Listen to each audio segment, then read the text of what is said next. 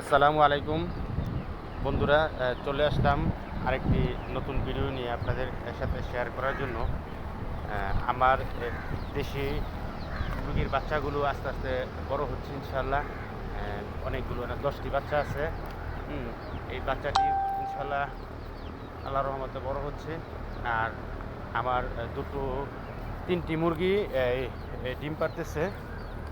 আমি আপনাদেরকে দেখাচ্ছি ইনশাল্লাহ।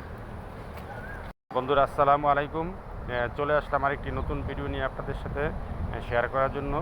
আমার এই দেখেন কি সুন্দর করে মুরগির বাচ্চাটি পানি খাচ্ছে। আমার এখানে 10টি মুরগির বাচ্চা ইনশাল্লাহ আস্তে আস্তে বড় হচ্ছে মুরগির বাচ্চাগুলো। আর আরও দুটি মুরগি ডিম পাড়তেছে। বাচ্চা ফুটাবো কিনা। তো এই যে গরম পড়েছে, এই গরমে যদি বাচ্চা ফুটাই আমি আপনাদেরকে দেখাচ্ছি বন্ধুরা। নতুন মেহমান এসেছে। মেহমান, তোমার নাম কি? একটু ভিডিও। ও বাবা, গরুর বাচ্চা মাশাল্লাহ।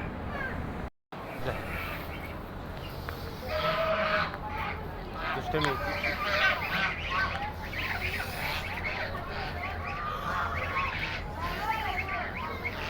রাজহাঁস আর গরুর বাছুর আমরা বলি বাচ্চা। হ্যাঁ, কি দুষ্টমিরা করতেছে দেখছেন অবস্থা? হ্যাঁ হ্যাঁ, যা যা যা যা। হ্যাঁ বন্ধুরা, দেখলেন তো গরুর এই বাচ্চা রাজা দুষ্টমিগুলো দেখো। আমি এই যে দিক যা, এই 10টি বাচ্চা টিকে থাকলে অনেক। এদিক যা এদিক যা, এদিকে বেজি খেয়ে রাখালে এদিকে আসে।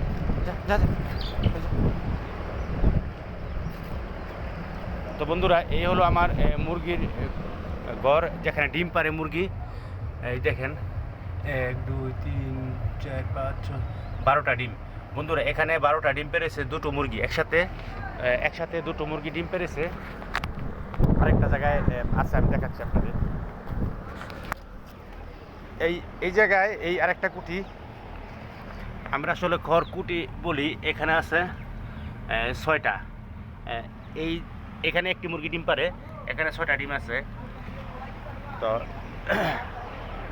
বন্ধুরা, আসলে আমি আপনাদের সাথে তো আমার সব কিছু আমি শেয়ার করি।